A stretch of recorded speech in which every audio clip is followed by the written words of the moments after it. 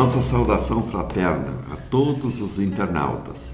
Estamos de volta para mais uma incursão na busca do conhecimento.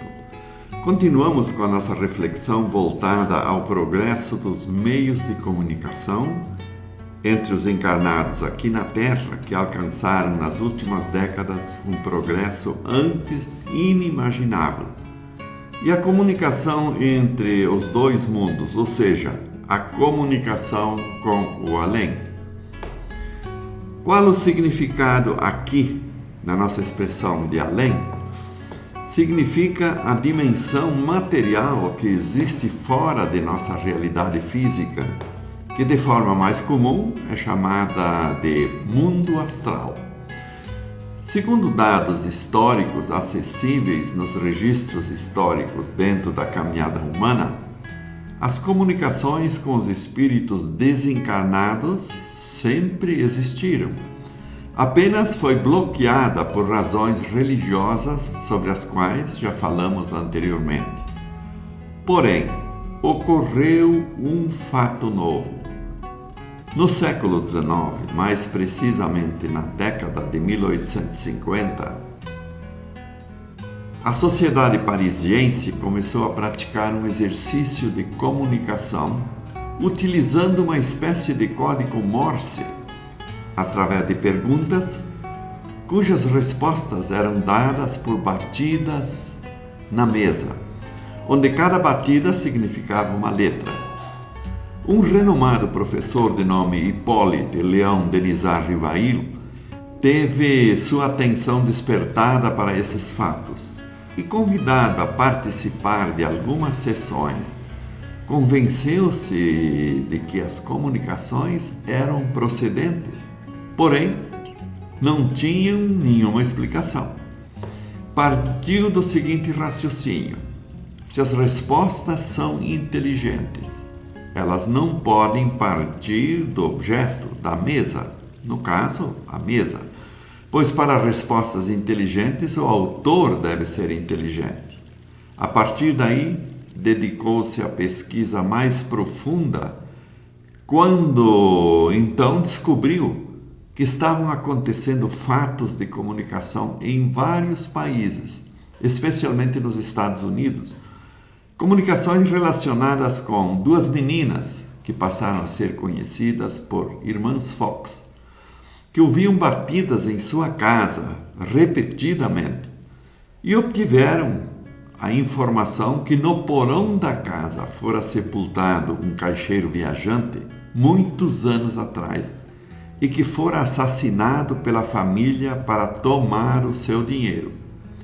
Cavocaram no porão e acharam um cadáver que teria sido desse espírito comunicante.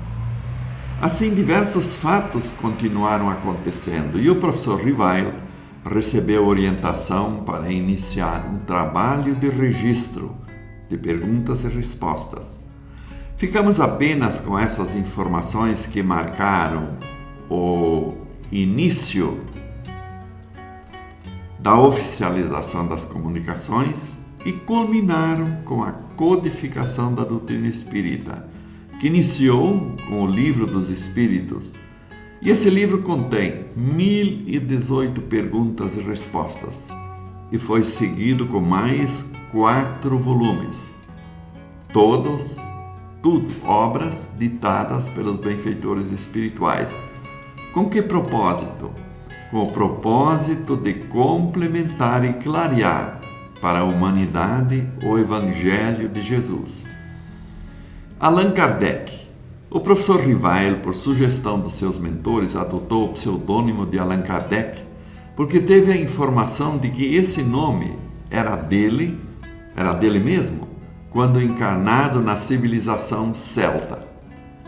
Com a reencarnação de Francisco Cândido Xavier no começo do século XX, a obra de Kardec ganhou uma conotação extraordinária e o povo brasileiro uma literatura fantástica, baseada nas comunicações dos benfeitores.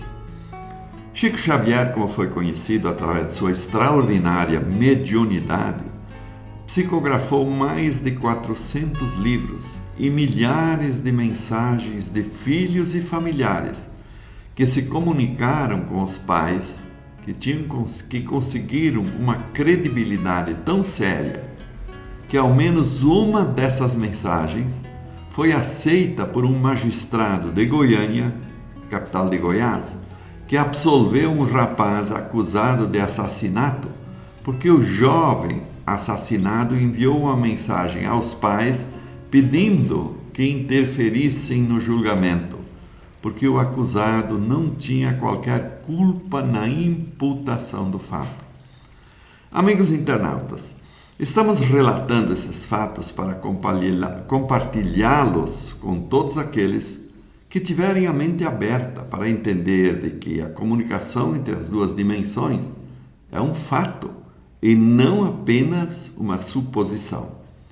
Agora vamos falar um pouquinho da nossa experiência na casa da FIAC. Ao estudarmos o Livro dos Médiuns, uma das 5 obras de Kardec, os benfeitores espirituais demonstraram nessa obra e provaram que a comunicação é um fato e não apenas teoria. Além disso, a organização, funcionamento e atividade de uma casa espírita se fundamenta nas relações entre os dois mundos e, consequentemente, essas relações se dão como? Através da comunicação. No Livro dos Médiuns aprendemos as várias formas de comunicação, desde a psicografia e a psicofonia, nos diversos modos e formas. Tendo todas essas informações e exemplos práticos no dia a dia, introduzimos em nossa casa um meio de comunicação diferenciado. Mas que meio foi esse?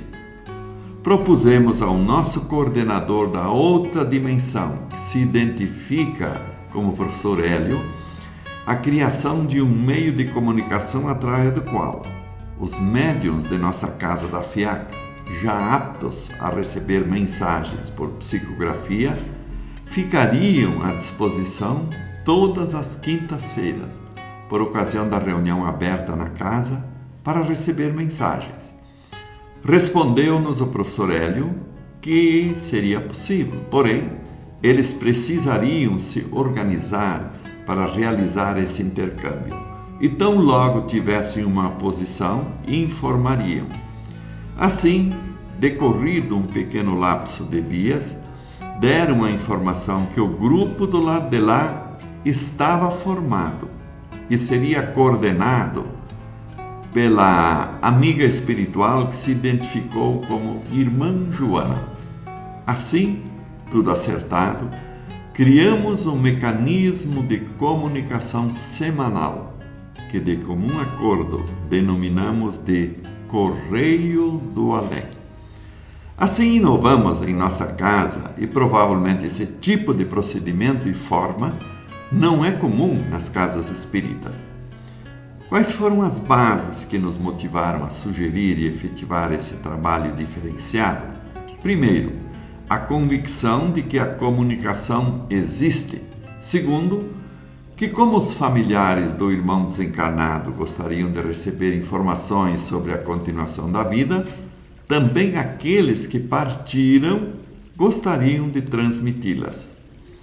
Disse-nos a irmã Joana ao longo de nossos trabalhos que nós não imaginávamos o número de mensagens acumuladas e que não podiam ser transmitidas por falta de médiuns receptores, quer dizer, de carteiros. No próximo encontro, continuaremos abordando esse tema e, como primeira mensagem que abordaremos, explicaremos como o Padre Aurélio se ligou à nossa casa.